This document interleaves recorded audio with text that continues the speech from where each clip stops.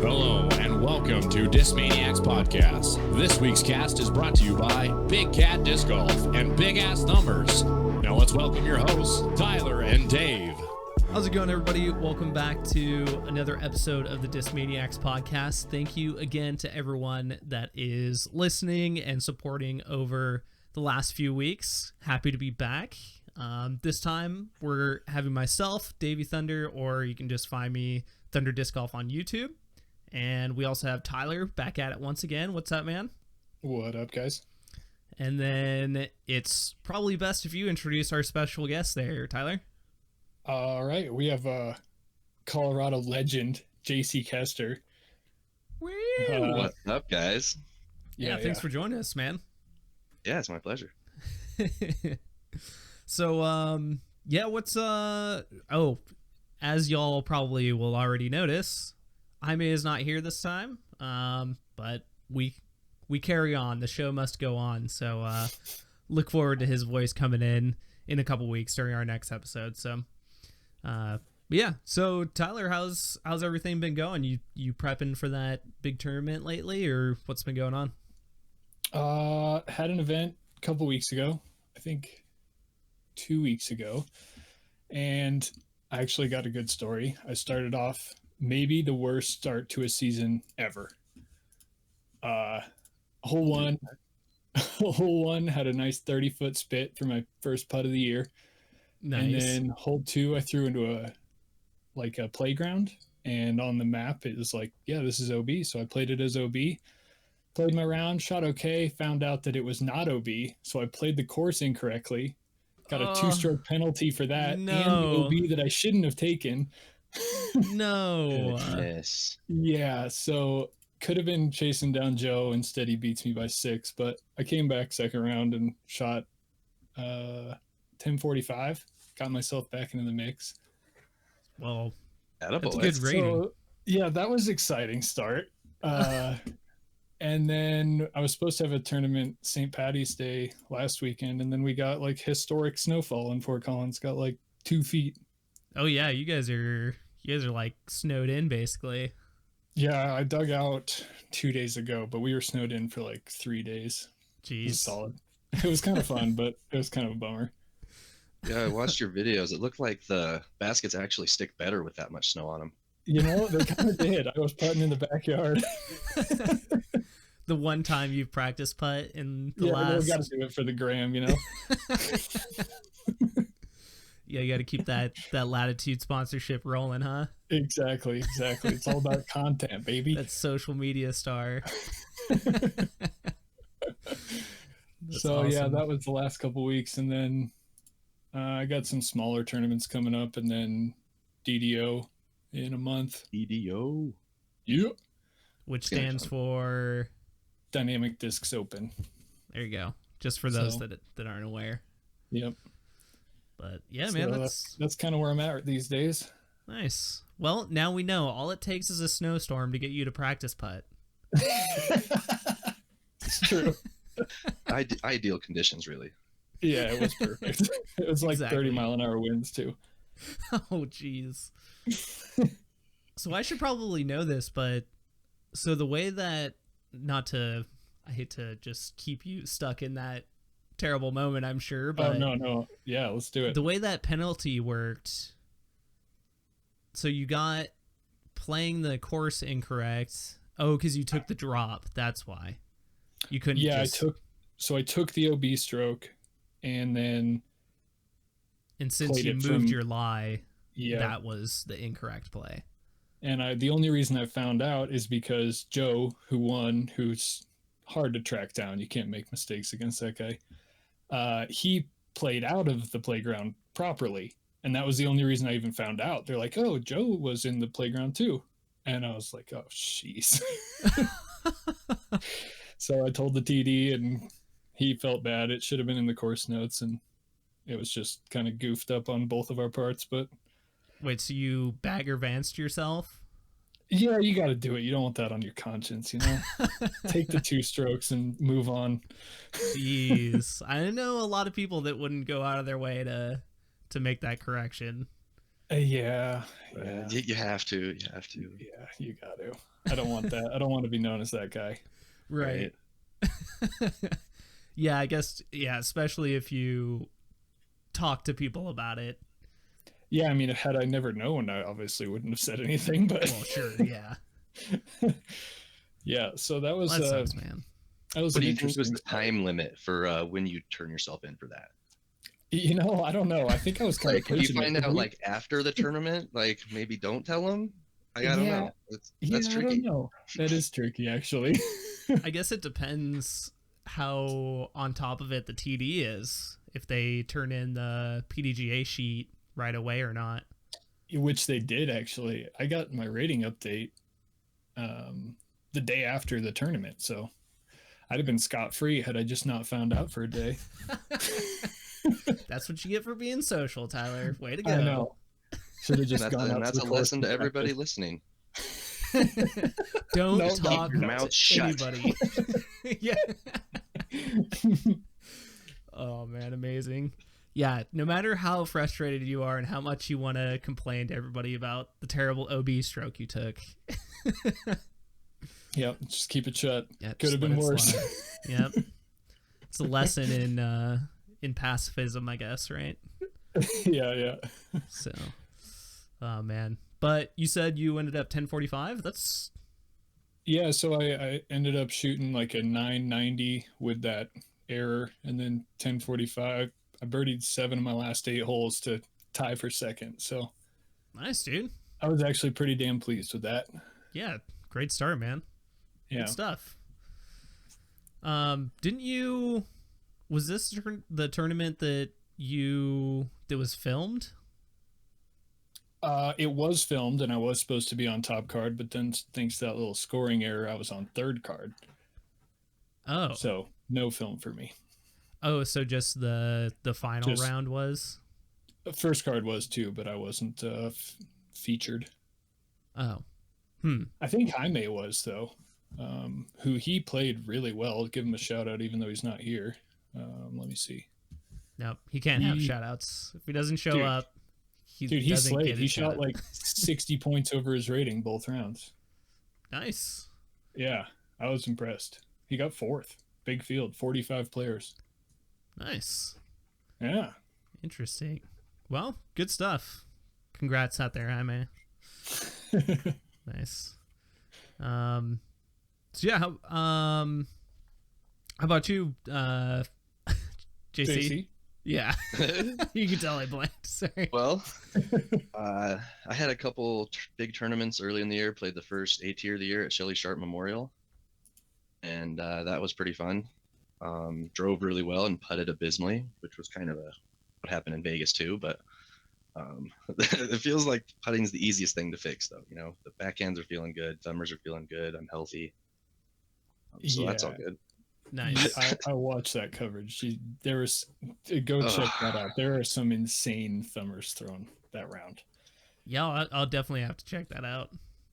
Yeah, they were feeling good. But so the weekend that you were supposed to play the St. Patty's tournament, I had a tournament in Moab, and we played I don't know if you know anything about this course in Moab, but it's like half an hour out of Moab on this crazy off-road like trail, and we got there Saturday to play the tournament, played the first round, second round got canceled for rain. And so Lindsay and I were wimps, my wife and I, and we went and got a hotel in Moab. And getting out of there was a nightmare. Like we had this crossing and through this creek, and we saw this big old Toyota truck turning around to not go through it. But it's like, we're not going back there and sleeping in that garage all night. So we just ran through this thing, dude, and we made it. But I unfortunately had to do something I've never done before, which is drop out of a tournament in which I was in the lead. Why'd you drop out? Because it rained all night, and that same crossing was worse, far worse. And like, I can't risk trying to get through this thing. So, you know, went and got a breakfast burrito and headed home. You literally got cut off from the tournament. Yeah. Oh my! Because everyone else camped there because they weren't wimps, you know. So. Oh my God! No way. That's crazy. Yeah, super bummer. That sucks. Right? Lesson learned, just get some good sleeping bags and tough it out. I guess so. Guess you got to be Oh, hardcore man. to win that one, huh? Yeah. Yeah, for sure. Oh my gosh. Do you Yeah. know, did they talk about like any plans of getting that situated or resolved before the next tournament or anything? Or was there any kind of... Oh no. I mean, it was an unsanctioned event for one thing, and then it's just kind of out in private property, and you just kind of have to accept that risk. You might not be able to get there if you stay. Yeah. Okay, fair enough. Dude, that sucks. Right? Man. Yeah, I had quite the adventure yesterday too. I started running a tournament preparation league in the Grand Valley Disc Golf Club, and so I turned Palisade, which is already the hardest course in the valley, into like par fours, par fives, just insanely difficult, and had people come out and try to do that. I ended up being the only one under par, so that was pretty fun. Nice. But had a couple accidents during the round. So I was setting up the flags before the round, because I created a different tee box for one of the holes. And I kind of got distracted on my little electric scooter, went off the sidewalk, and ended up not hitting the brakes in time. So this thing's just kind of running, and I started to run beside it and then hop on it. I didn't wreck, but I scuffed up my ankle pretty good. And my keys fell out of my pocket, which I didn't realize till I got back to the car. So I had to, go all the way back there. And then this couple that were playing disc golf on the course saw me coming back to get it. And they're like, yeah, we saw that, man. Nice save. But that looked like that still hurt pretty bad. I'm like, yeah, that wasn't my best moment. I take back Colorado's finest. You don't get that anymore. Yeah. And then I twisted my knee on a jump putt during the round. So it was just overall a pretty damaging day. Nice. That's In the old great body. to hear. The body and the ego. Yes, totally. Oh man. Well, that's pretty cool, man. Tyler's told me quite a few times the legend of your overhand game. So just, to clarify, how far do you think you throw a thumber? Like, what's kind of your cap on throwing a thumber? I would say with like a regular, like traditional thumber, not like the one that takes the epic flight where it flips all the way around. I would say about 500 Jeez. is without wind, but that's like a perfect throw. I'd say fair enough. consistently 450 easily. That's awesome. What are you tied to a brand or anything like that, or? Yeah, I'm sponsored by Discraft, so for the Z Flex machetes, and I just got these new TI Flex Nuke OSs that are insanely overstable. I've been loving that. So I have to butt in. Your machete is the one that never turns, right? It just it flies like a hyzer. Yeah, it's really cool. Like I can get it to pan 100 feet right to left. It really opens up the times when I can throw one, and is amazing through the woods. I really need to play some woods tournaments to use that properly. That's what you threw on that hole 9 at Shelley Sharp, right? Yeah. That worked out nice, man. Of course.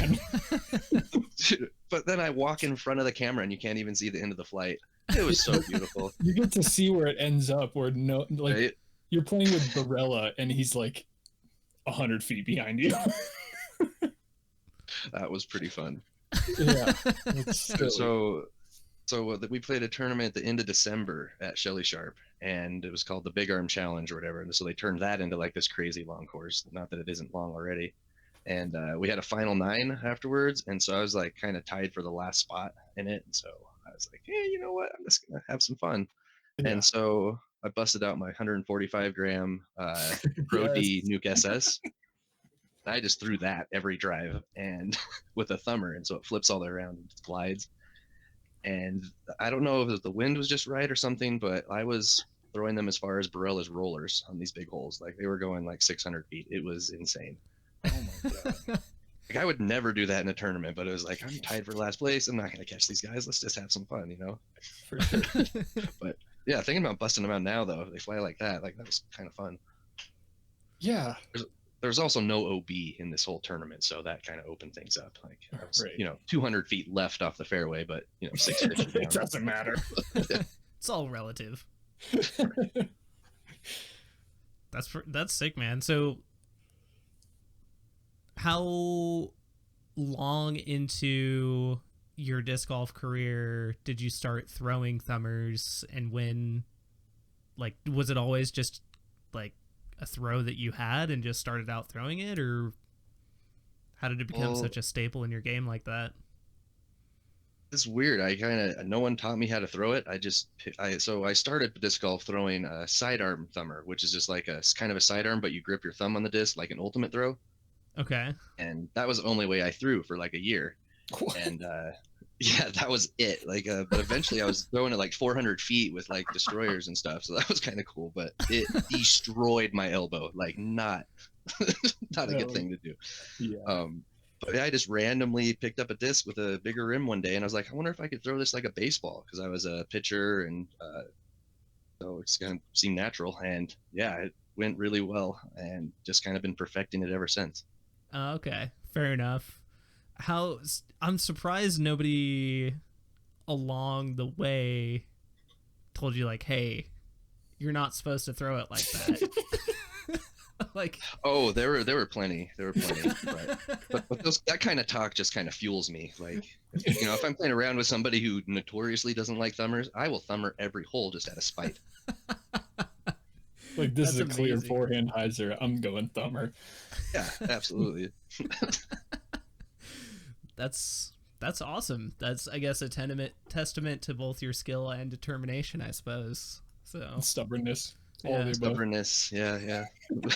has it remember- ever worn off the effect of people's jaws dropping when you throw really far overhand? Like, A little bit. Like, because if someone's seen me do it like 15, to 50 times, they're like, okay, let's, they just expect it. But if I'm somewhere where people don't know me, then yeah, I make sure to turn around and look at them as soon as I throw my first shot. just to see what their For reaction fun. is. Like, I just turn around and grin, and they're just like, what was that? That's awesome. Have you ever like given like thumber lessons or something like that, or has anybody approached you for that, or is it pretty much just like, I mean, for me, when I watch people who thumber, it's like, I'll never do that. But do you feel like Well, it's there's actually technique kind of people are funny. missing out on? Definitely. I have a video on YouTube, kind of a little thumber tutorial thing. And then I've done a few clinics. One time is really funny. Me and Joe Revere were giving a clinic at Peak One, and I kind of throw an example thumber, and Joe looks back at everybody, and he's like, "You will never be able to do that." That's true. And I'm like, That's man, encouraging. come on, dude, you got to give him some hope. Right? Yeah, it's not like Ricky gives a forehand tutorial and just like, don't worry, you'll never throw like me, but You can imagine what it'd be like if you did, though. So Yeah. Oh man, that's really cool. So you kind of start out with this interesting game type, and then how did you get involved with Discraft? Oh, this is actually a pretty good story. So 2016 Las Vegas Challenge. I ended up hitting an ace on a 415-foot hole, and then what was then an albatross on the final hole of the Innova course. I took a 2 on it's a par 4 now, but it was a par 5, and so that ended up getting on video. And it was, I was on like the, I don't know, second or third card, and then there's 100 people watching on the sides, and it was just, everyone exploded, and I ran up there and got the disc out, and that was amazing. And then next week I played with Nate Doss at the Memorial, and kind of talked to him a bit, and he's like, "Oh, I saw you throwing the Nuke OS a bunch. Like, are you interested in getting on Discraft?" And I was like, "Absolutely." You're like, yes, Nate Doss. Yeah, World so- champion Nate Doss, of course. Right. And so he writes like a what do you call it, a recommendation to Bob Julio, Bob Julio, the team manager of Discraft, and he immediately sends me an email, and he's like, "Hey, Nate doesn't really recommend anybody. You're on the team. It's like, all right. The Nate stamp of approval. Get your ass over here. Yeah. And it was really cool because I got on, before Discraft was big. Like, it was funny. Like, our first team dinner was like me and John Perry and Tim Barham and Mike and Bob. And it was like, 6 of us at Topgolf. And then the next year, Macbeth's on the team and Yuli's on the team. And there's like 40 of us at Topgolf. I'm like, wow, this is a lot different. This is awesome. Yeah, that's crazy. So, sorry if I missed it, but what year was that? So how long have you been on the team for? Since 2016, so this is my 5th year. Oh, nice. Yeah. That's really cool, man. So are you traveling? Are you touring? Or are you doing mostly local stuff or combo or?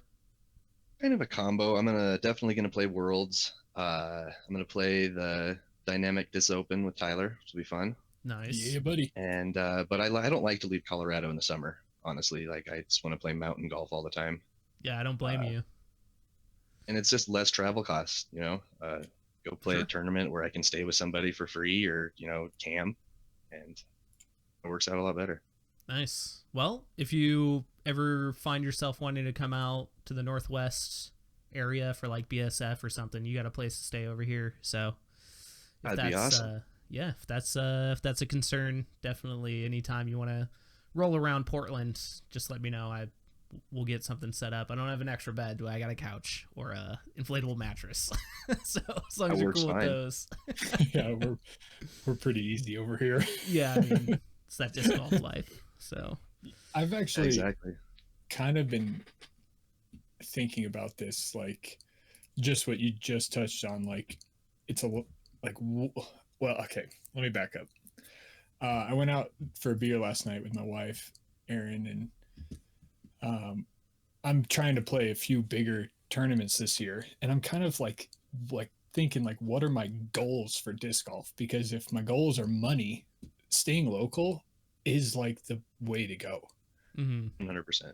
Like, unless you're like 10, 25 plus, it is so hard to make money on tour, with all the travel costs and everything. And I kind of have landed on like a little bit more of a mix. I kind of want to go see what the pro tour is all about these days. It's been a few years and it looks so epic now, but I have the same problem. It's like I could just stay in the mountains and place pretty well and not pay for travel and play in the mountains, which is awesome. Right. I mean, I'd love to do it, but like I also have these standards of eating and stuff, like I like eating steak at least a couple times a week. I'm not going to be able to do that on a disc golfer salary, at least at my level right now. Yeah. But I've always told myself though, if I start, just consistently shooting 1040 golf, I'm going.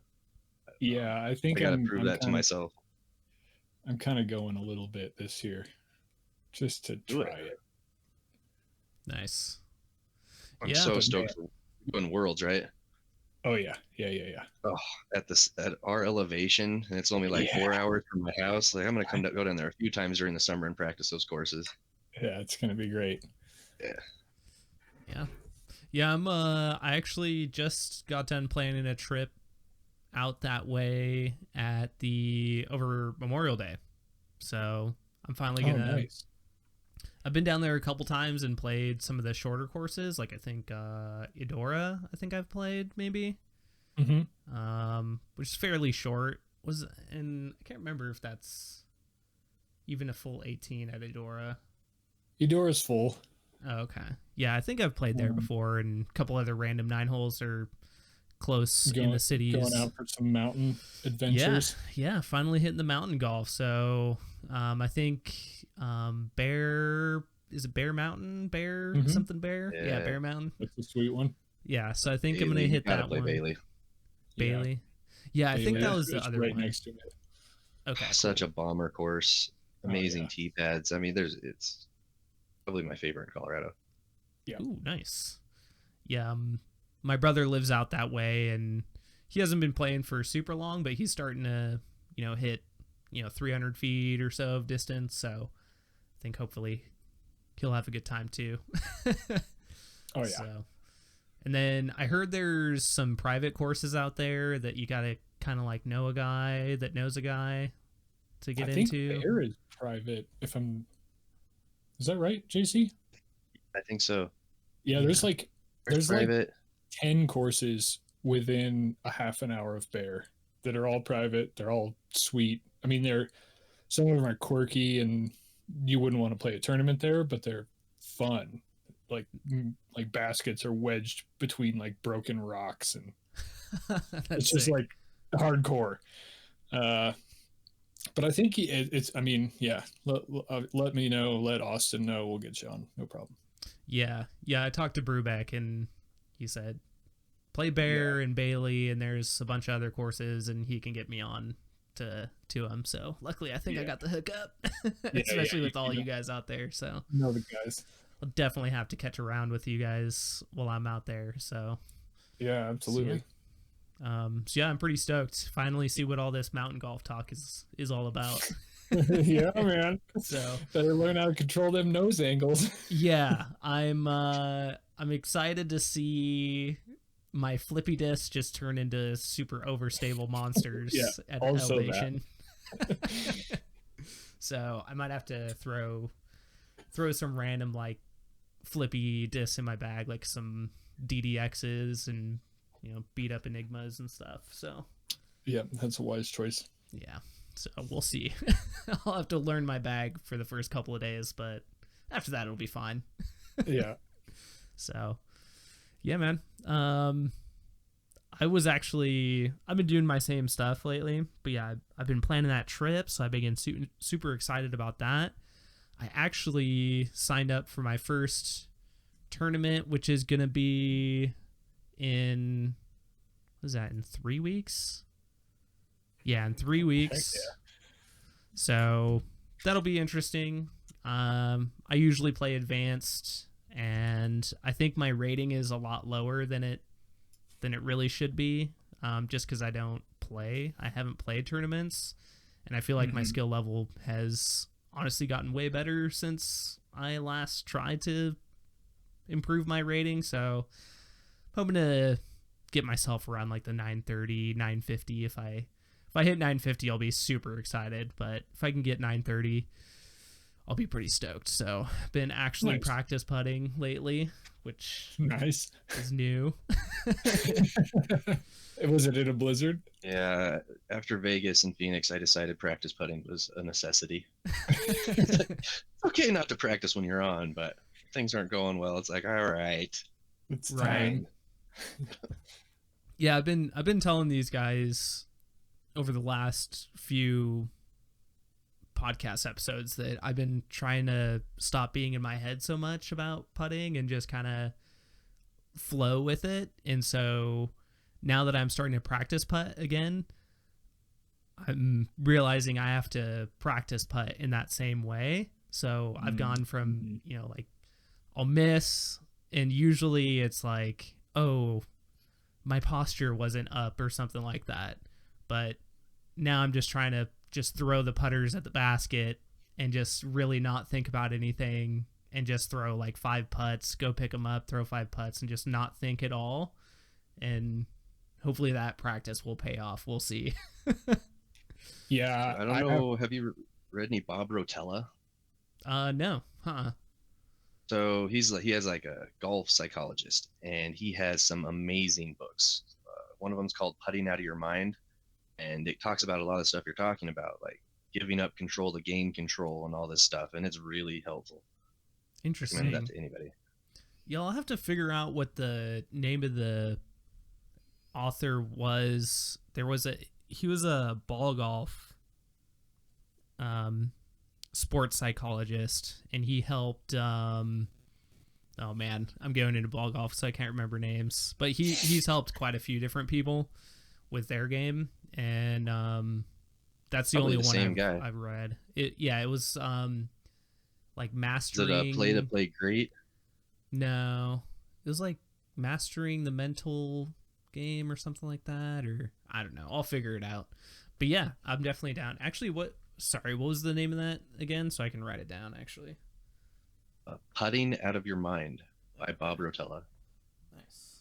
I'll definitely check that out because anything to help really. So. Yeah, it's so easy to like overanalyze when you practice putt. Yeah, and then that just bleeds right into while I'm playing rounds too. So yeah, I when I do practice putt, I try to. Well, honestly, JC is one of the people that convinced me not to practice putt so much. He he was always like, if your putt's on, don't practice. And I kind of mess it up. I kind of started doing that, and it kind of started working. So I don't, like I've said it before, I just don't practice putt anymore, like unless it's feeling weird. Because I'll do the same thing. I'll just get in my head of like, oh, I want to flick my wrist like this, or release my hand like that, or stand with this leg and 60% of weight, and you just fuck everything up. Right. But I like when I do practice putt to just like, if you want to work on something, you can do that. Like, okay, I'm going to focus on my wrist or whatever. And then like at the end of your session, just be like, okay, this is tournament mode. Turn your mind off and play like you would in a tournament, and just let your whatever you've been doing do what you're doing, you know? Right. And that kind of helps to break that cycle of you're always thinking. Yeah, for sure. So I don't know. We'll see if it pays off, but it's feeling pretty good lately. So I'm excited about that. Feels like progress. It was kind of funny though. 3 weeks. Yeah. Yep. Nice. So, yep. And then focusing mostly on just like tempo with my actual throws. Like I feel like for some reason my tempo gets off. So anyways, that's a whole different story, but it was kind of funny. This is a random topic I wanted to run by you because there's always, okay, I'll go back. Yesterday I went and played, and I had no obligations, didn't have to be anywhere, so played a bunch of golf and went back to the practice basket because, you know, I'm trying to get my putt into, you know, a level of consistency before the tournament. And so I'm sitting there and I'm practice putting, and there's like randomly like 3 or 4 different putters like come from like super far away into the practice green. And then there's always that awkward when there's any more than like 2 people at a practice basket of like you're trying to putt at a different speed than the other person, and then you're like, you know, like I'm only throwing 2 putters and they're throwing like 4 putters. So then it's like, do I throw 2 and then just go grab mine before they finish? Or do you like stand there and wait for them to finish and then go up?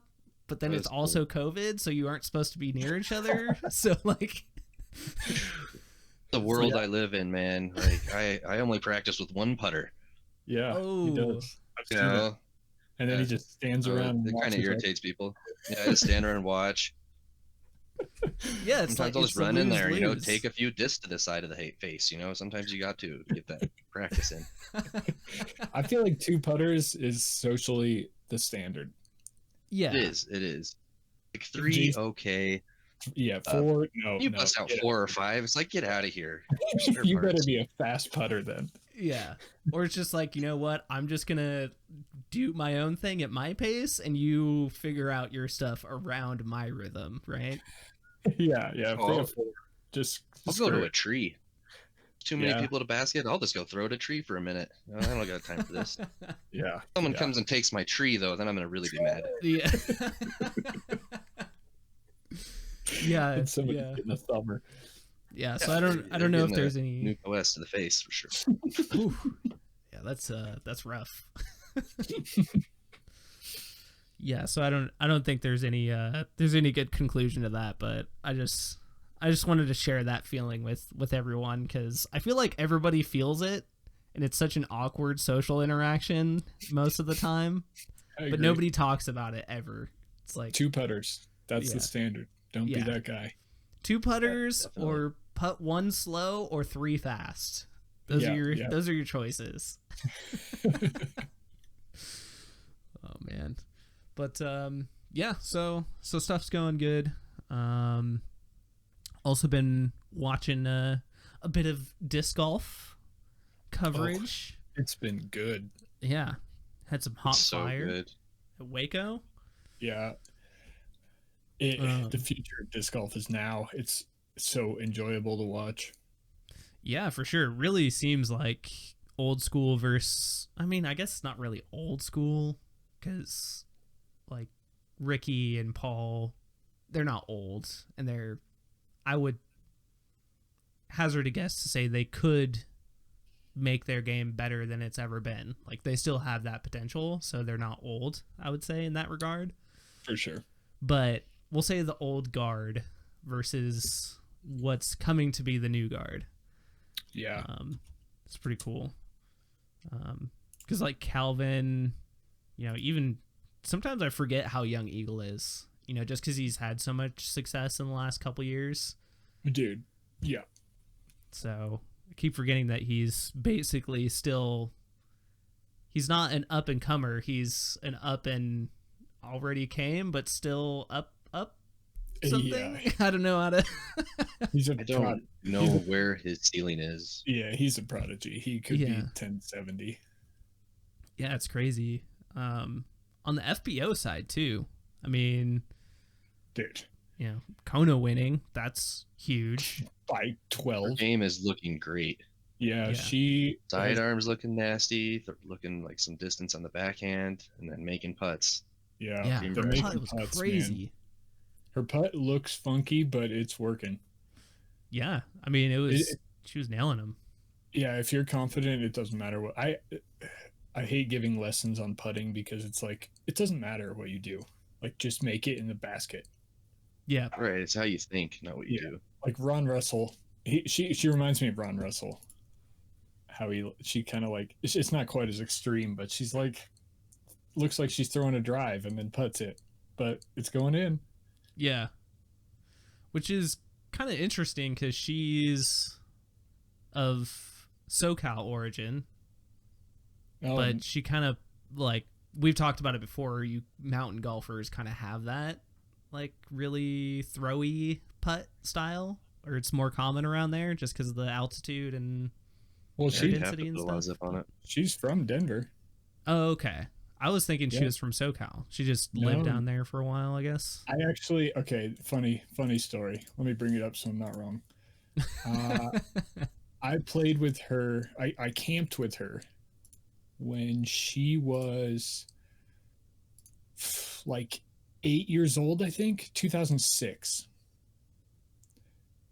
And she shot a 137 rated round. I have no idea what that. 137. Like what do you get if you get par plus 4 on every hole? She shot 120. 120. Okay. And then the next round she shot 129. I have no idea in terms of youth golf, like what rating is good. That's not good. Okay. I would venture a guess that she might have the greatest rating disparity between lowest and highest of all time. I actually like that would be interesting. That would be interesting to know. She shot a 1021. So 900 points difference. Yeah, I guess that's true. That's incredible. Yeah, I don't know. It's just complete sidetrack, but I looked that up the other day and I found that so interesting. Yeah, it's probably a bit weird of me to mention, but well, maybe not. But I feel like she's getting like way more like jacked too, like in all the media. Working out a lot. Oh, okay. That must be it. Doing the disc golf strong stuff, I would imagine. Yeah, I know they mentioned like going to the gym all winter. So. Oh, okay. All right. I'm glad I'm not just being weird then, because not weird. Yeah, I looked at some pictures of her throwing, just from the media coverage. By the way, if you guys aren't checking out the Disc Golf Pro Tour and all that, $10 like a month or $5 if you have a PDGA membership, just do it. It's so good. Yep. Yeah, it's good. And go check out the pictures too. They take really amazing pictures, great pictures, and I feel like maybe people do check them out, and I think I'm special, but If you haven't Sounds go, like you've been checking out the Kona pictures. well, hey, I've been checking out them Ezra Hold pictures. hey, beans, my guy. Ooh, who hasn't? Yeah, that's true. Speaking of guns, anyway, Yep. sorry. Exactly. But yeah, that's cool. I'm glad to hear they're getting all trained up and everything. I saw an Instagram post by Colton saying he did, he was expecting a lot better being the former, the reigning champion at the time. That's a lot of pressure. Yeah. Unfair expectations. Yeah. Never want to go into a tournament with that. Like, oh man, I got to be Yeah. that good. Even Eagle, he put out a vlog today, I think, saying the same thing. Like, he's like, I was putting too much pressure on myself. Highest rated player in the world, and Yep. Yeah, that's a just- thing that happened. yeah, Eagle. 22 years or something like that. Yeah. 21. Mm-hmm. Yeah, it's crazy. Yeah. And then I was also seeing on the same kind of subject of just comeback type stuff. I was seeing, because, obviously Nico won. Congrats to him. But it's the first that's time awesome. in like 7 years that he's won a major with Paul and Ricky present. Apparently, it's been like 7 years, so Were Wow. they not at the preserve? Awesome for him. I Maybe guess Paul- not. Paul maybe wasn't actually. Yeah, because he's won some with them individually there, but not with them both. Interesting stat. Yeah, so I mean that's pretty huge. And Nico, he's always in the running. Yeah, He's always there. on either lead or second card at some point in a major. You can expect to be able to watch him play. Yep. And so, yeah, good for him. And talk about unique styles. Love how he just forces over super overstable this. It's fun to Yeah. watch. Nobody else in the world throws Anheuser's as much as Nico. Yeah, Except Yeah. maybe Stoli. Yeah, well, Sully, but true. man. Yeah, or Yeah. like some lefties or something. Yeah, it was cool to see Nico and Kale battle, like two just staples of our sport for like 15 years. Yeah. Yeah, I felt like Kale wasn't, it was kind of interesting because I felt like Kale wasn't doing anything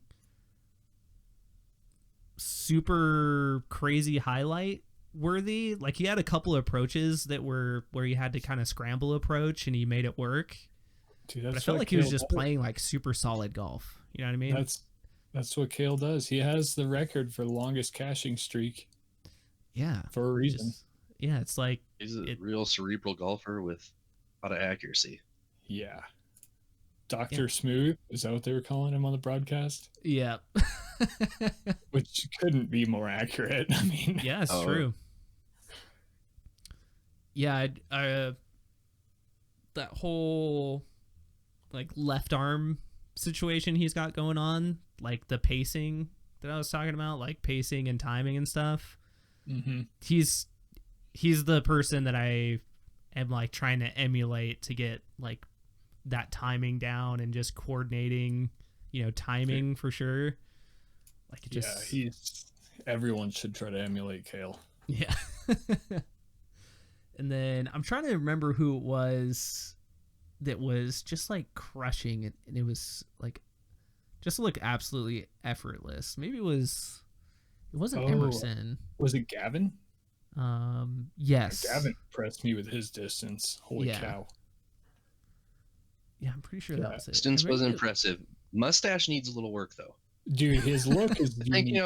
I'll give 5 or him 6 that. years that's gonna fill in nicely, but You gotta have a unique look on tour, you know? Yeah, you're for sure. not wrong. I mean, I was feeling the Colton Dale Earnhardt vibes, Yeah, so Maybe Gavin and Colton need to start hanging out more. yeah. No, never mind, I'm not gonna finish that sentence. What is the YMCA band. What is that? Yes. I feel know what like- you're talking about. I don't yeah. remember though. It needs to Village be a disc golf. people. Yes, the Village village people. Uncultured swine. I'll take that. That's deserved. Yeah, we definitely we need a disc golf village people for sure. Yeah. I feel like that needs to I happen. like it. Hayley King, I was watching some of her round as well. Dude, her putt is so nasty. Every time I watch her, it's so clean and direct. Her whole Had plenty game, of pop on it. It's really impressive. she's You kind don't of see that high velocity putt. she's kind of been off this year though so far. I mean, Like- she had a couple big putts. Forget what hole it is, but she had kind of an uphiller out of the brush and just slammed it. Crazy. She reminds me of like the eagle of the FPO. That's what I was gonna ask. If she All right, reminds all you of Eagle? 100%. Yeah. Like she has all the tools, all the power. Yeah, Just and dialing it in. And I'm wondering if the velocity thing, because that's how Eagle was as well. I mean, Eagle still putts fast, but I feel like he's found a little bit more control. Like, Yeah. he can mix up his putt better than most pros, I think. Yeah. He can laser it through a wind or he can loft it through a wind. He seems comfortable doing both of them. Yeah. Right. So I'm wondering if eventually she's going to start finding that balance too, like not having to push it so much and just rely on the glide and the spin with how smooth she is, that she doesn't need to putt that fast, you know? Yeah, her putt reminds me of Barella, where when it's on, it is on, but when it's off, you got a lot of 30-foot comebackers. Yeah, that's true. And I mean, that's how Eagle was for a really long time for too. sure. Yeah. And I mean, Simon. Yeah, I mean, a lot of the top players putt hard. It's just kind of Sure, yeah. you got to be confident. And Especially with the new baskets. I mean, on a Mach X or something, man, I throw it as hard as I can at that thing. For sure. I feel like Eudora fixed my putt because we put in Mach X's and I couldn't putt, excuse my language, like a little bitch anymore. And I started putting with some pace, and now I consider myself a pretty decent putter. Nice. Yeah, what do you guys think of those Disc Golf Pro Tour, those Prodigy baskets? I don't know if I don't have any of those Prodigy baskets at courses by me. I've putted on me neither. I haven't. They feel good to me. Yeah, they just Wouldn't look say weird. I played on them enough to have a solid review yet. Yeah, fair They enough. felt like a mix between a disc catcher and a Mach X. Like they weren't as heavy as a Mach X, but they had that cross chain where you didn't worry about spits through. Yeah, because they got that center, like horizontal chain, and then the outside chains are kind of loose. Mm-hmm. Yeah, I liked them, but I've only used them a couple times as well. Interesting. Yeah, we'll see. I always wonder if one day they'll eventually just switch to a recommended like number of chains and like, you know, pretty sweet width per chain or number of chains or something, like a standard for. I could see it maybe for like pro tours, but it would. I don't know if it'll ever happen for like I kind of think of it like in ball golf, like when you have different greens, like some greens are super slow, some greens are super fast, so you got to change your pace. Maybe having different baskets like gives favors to different putting styles, so it kind of adds another element to the game. Yeah. To play devil's advocate. Yeah. No, I can feel that for sure. I know Paul's spoken about that before. Like, don't putt so hard, you dork. Yeah, I know. I've seen some. I don't know if we've talked about this before, but I've definitely seen some clips of high level pros complaining about baskets. So I'm definitely not in actually- that camp necessarily, but I'm just curious to see as the sport gets more and more regulation and standards and stuff like that, if we're not going to see at least as much variance as we see now, you know? Yeah. I think you're right. I think that's probably the direction it's going. Yeah. So interesting. So yeah, again, congrats to Nico and Kona. Great job. Dude, actually, one thing I wanted to mention that I don't know if everybody just realized by watching the coverage, but I'm wondering if Kona, with how hot she was playing, in the final round, the lead card, nobody kept their positions on the lead card. Yeah. I think one person on the lead card went from, I think, maybe third to fourth or second to fourth, but then everybody else went like way down playing with her. So like, Yeah. I wonder at a certain point if she was just crushing so hard that like it was hard for them to find their bearings. Like, is that something that happens to you guys like at all? Like when somebody's just killing it and there's just no chance you're going to catch up? Like, is it hard to like find your own pace at that point? I'm gonna say that Tyler and I have a lot of experience with this. Playing in Colorado and having to deal with Joe Revere and Eagle McMahon. Sometimes you're down by 15. You know. Yeah. No, it happens. Honestly, Joe Revere. Well, it's been a while since the Eagle's been whooping me, but I still remember though. Joe does it What regularly. happens? The only time I can really remember like letting my round go to crap and just watching was when Joe last year, I think he started out with 5 pars in a row and he was already down by 4. And then he birdied out. He birdied 14 in a row and then went into a playoff and birdied the next 4. What an animal. Oh, that's right. He took out Gossage. Yeah, and that Behind was the one of pine. the only times I can really remember just being like, I don't even care what I'm doing. I'm just here. Like, I'm just witnessing. And I Witnessing history. even went up to Joe, and Joe and I are friends. Like, there's no, I walked up to him and I was like, Joe, I'm going to be completely honest with you. Normally, I don't root for you, period. You have enough wins. But holy cow, you earned it today, bud. Yeah. It's nuts. I've never pulled Because that's for- a hard course too. Like those are not. None of those are easy holes. No, it's dumb. It was so dumb. And it was like 40 degrees and not nice and windy. And yeah. So to answer your question, yes, that does happen. Yeah. So, I mean, maybe it's just me putting on my tinfoil hat, but I was just like, man, it just seems like. That is kind of weird, though. Yeah. I just think she's just that much better than everybody that weekend. Yeah, she certainly was. Yeah, fair enough. Like killed it. I mean, yeah, she was like start to finish crushing it. It wasn't like she came from behind or like, you know, had a good round and a half or something like that. It was just consistent. So Yeah, I mean, she went hot round, and they were substantial hot rounds. Yeah. Yeah, Like- I forget what how much she ended up taking it by. She It was won like by 11, 12. 12 strokes. Yeah, I'm looking at it right now. So she went 1,004, 1,010, 976. Oh yeah, 12 strokes. Jeez. Yeah. Just one of the, I mean, I remember they were talking about it. I don't think it was quite the biggest win ever in disc golf Pro Tour history, but it was like 1 stroke behind it or 2 strokes behind the biggest win ever. Biggest margin. I wonder if Paige It was Cat, actually.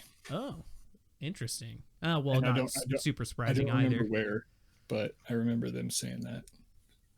Yeah, and I think, but for the tournament, I thought I saw a stat that was saying it was one of the biggest separations in the tournament's history or something like that. Yeah. Man, I can't figure out what it was. Yeah, I think. Oh no, Yeah, I mean- lowest cumulative score by an FPO player at Waco in disc golf pro tour history. Yeah, she was just feeling it. So best FPO round in history on the course. So hey, if that doesn't win you the tournament, I don't know what will. Yeah, you should be pretty set after that. Yeah, so that's pretty crazy. Speaking of FPO, Paige recently getting some love from ESPN, getting this huge article, like super in-depth article. If you guys haven't, or Sports Illustrated, sorry. Yeah, really cool article. Yeah, I read that. Yeah, and it talks about her upcoming and kind of her place in the disc golf scene, and talks about like just how dominant of an athlete she is, and kind of her Yeah, I role think through they even COVID. claimed that she may be the most dominant female athlete of current times, like in any sport. Yeah, I mean, I could Kinda definitely see hard to that. argue with that. Yeah, I wonder. Right? Maybe that with that chick in MMA though, she's just been wiping the floor with it. That's true. Ladies lately. What was that? What's that? Nunez? Yeah. Man, Yeah, I have no idea. I So wouldn't That would fight be her with heavy. a baseball bat. Like I would, unless I had like a machete or a gun. I am running real fast. even then, Yeah, even You know, then, speed maybe kills. I better get lucky. Yeah. Yeah, but yeah, just really cool to see her getting pushed out there even more. I thought it was really cool because she also had that video. I'm trying to remember if it was Discraft that did that video for her. like the documentary style. Yeah, the documentary style one. Yeah, She had that video that was super That might have popular. been Gomez, actually. Actually, Actually, yeah, I I don't think you're right. I think it was Jomez. Like, why is Paige Pierce so hard to beat? I think was the Yeah. name of the video. Because she throws it 500 feet, putts well, and approaches well, and has a good head, and she's just better. Yeah, she's just better. Just better human.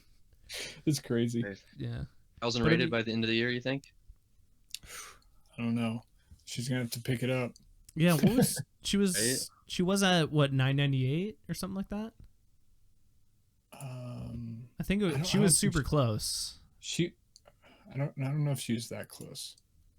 I thought she was in the 990s. I thought I remember think seeing She's a in the post. 990s. I think she was 994, and then I think she went up to 996. Oh, okay, maybe that was Oh it. my God, you're right. She's 996 right now. Yeah, Yeah. I know that because I am 997 and Oh, nice. just holding on. Dude, I remember when I passed Val. She was the top rated woman when I was in that area, and it was like 975. Mm-hmm. And I was like, yes, I did it. I remember watching a video a long time ago. Insane. Yeah, that's like Paige's one of her top goals just of life is to be the first 1,000 rated female disc golf player. So she's on the Yeah, that road. is She's on the road there. Nutty. I think she hits it. Well, Honestly, hopefully, there's no doubt in my mind that she hits it, to be honest. yeah, I think you're probably right. So, yeah, I think it'd be really cool because I think I was speculating after seeing this article if Paige isn't like a lot of people made a big deal about Brody getting into disc golf because of the exposure, right? Mm-hmm. But as far as an athlete to get people who are just not interested in disc sports at all and just being able to share, somebody's life story or, just as a role model or ambassador, I guess I would say. I think Paige is like a really, really solid face of disc golf contender for just like number one, like the face of disc golf. And I don't know, maybe I'm just, just a toxic male and I didn't think about it that way before. Because I always figured, Paul, For some reason, I just didn't really think of Ricky in that particular way, just because he seems a little bit more shy. Yeah. But even like Eagle or Simon, I'm like, okay, like they can be this. But I don't know, something about Paige, like just her story and her game and how dominant of a player she is. Yeah, it just kind of stuck out to me and be interesting to see. We're in an interesting time. I mean, I'm looking at the PDJ site right now, and it's Paul and Paige standing next to each other, and they were pretty lucky to have those ambassadors. Yeah, for sure. Happen to be the GOATs. I mean, I don't think there's any question about either one of them being the GOAT. Yeah. Yeah, I think we're lucky to not have, somebody lesser on the MPO or FPO side. Right. Yeah. Yeah, it's definitely changing. The face of disc golf changes for sure. So yeah, just thought that was really cool. Kind of deserved a shout out. And then one last thing I wanted to talk to you guys about. Ultiworld. This is a little bit of old news because I guess they started making this tracker. I forget what they call it. The prediction and model updates, I guess. So they're basically factoring in now. Yeah, they're factoring in now people's strengths and weaknesses, and it's kind of interesting to see like if we're gonna start going into like almost like a Moneyball situation of being able to like calculate players' effectiveness in different courses and situations, and seeing if that starts translating into like fantasy disc golf and stuff like that. Just thinking of all the different possibilities that can arise. I mean, I think it's completely reasonable. I'm looking at it personally right now. Like, I just signed up for the Preserve, just bought plane tickets. It's a big open course. I throw pretty far. Mm-hmm. I'm going to play the Preserve. And then I looked at Delaware, which is the Iron Hill course. And I'm like, that would be fun. But, I don't know if that would be my best course. I don't play in the woods. We don't have woods in Colorado. I'm thinking the Ultiworld stat tracker would not put me very high at that course. Yeah. So I just think that's cool. I think it's cool that they're pushing the science of disc golf a little bit further, you know? And as we get more sweet. Yeah. And as we get more technology, I'm kind of wondering if there's going to be even more stuff for, brands and manufacturers to start considering when they going to look at sponsoring players. Because, we've seen things like the Discmania, the combine events that they do, so you can just show up and they do, all these skill challenges and stuff to check out players and put them side by side. I'm kind of wondering if we start getting like tracking devices, like bracelets or, like video tracking of form and velocity across the different body motions and stuff like that to start calculating, what people are good at or bad at. Like, for sure. We're going into the future. Discmania. I'm looking at their predictions here, and he did real bad. I feel like Waco is one of the hardest to predict. It's true because I think it's how every ideal disc golf course should be. 9 wooded, 9 open. What do you got? Yeah, and I don't think this took into effect or into consideration like wind. I'm wondering if that's something that they're factoring in. Ooh, that should be, especially for that course. Touch with Ultiworld. Yeah. So you never know. Like, someone might be a mutter, like Devin Owens. Mutter. It's a muddy course. He's gonna shoot at least 10 strokes better. He's like CJ Anderson. Yeah, exactly. Or LaShawn McCoy. Like, you just know, man. It's like bad know. conditions. You better put the money on him. Yeah, I like that. Yeah, I man. like the mutter.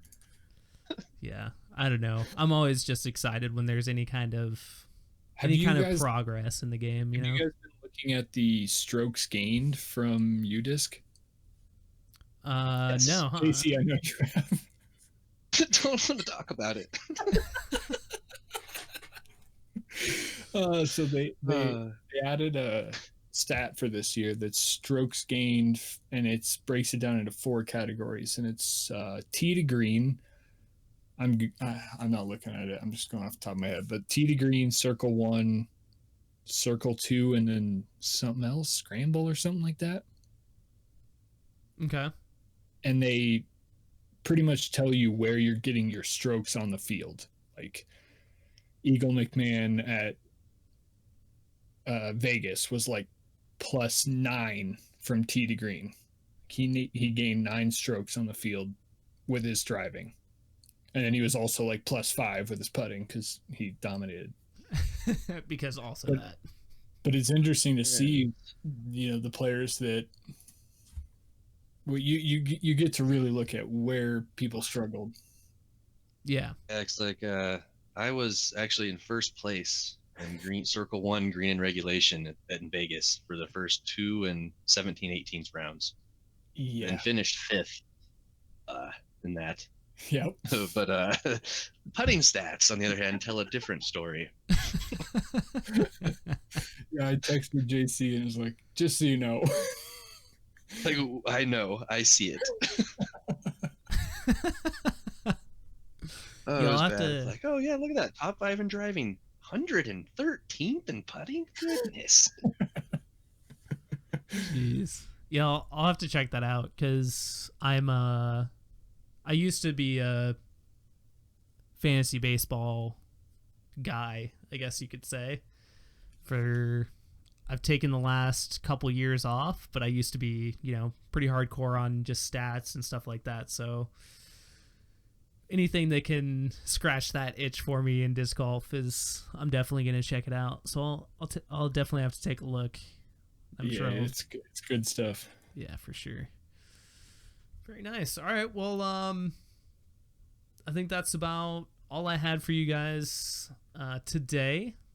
Any closing remarks? Anything you guys want to shout out before we get off of here? Actually, JC, you mentioned you have a YouTube, right? What's your channel? Yeah. My channel is Thumbfar. All right, sick. So Yeah. easy to remember. Easy Sick. to remember. Yeah. So definitely go show him some love. Again, thank you guys for listening. Tyler, anything going on with you that you want to refer people to? I'll see you in 2 weeks. All right. Oh, I should actually give a shout out to Big Cat Disc Golf. I just picked them up as a sponsor, and they are awesome. Got an online store and then an in-person store in Minnesota. Oh, okay. Very cool. Nice. Yeah, I'll go check that out. I always am looking for more vendors online because, I like go to get the latest Discmania drop. First place I go is discmania.net, and then if they're sold out, then I have then you go to Infinite, then you go to Sun King, then you go to 2020, and then Right? Well, So yeah, these- hit this one out. Yeah, any of This one these other websites where I can check for inventory, I feel like people would appreciate. So yeah, definitely go check that out. I have a guys. promo code too. So enter drop Thumbfar, you get 12% off. Ooh, hey, I'm using that. Ooh, that's spicy. Yeah. Let's go. Oh yeah. Heck yeah. All right, sick. Well, thank you guys for listening, and we will catch you guys on the next one. Peace. Thanks for having us.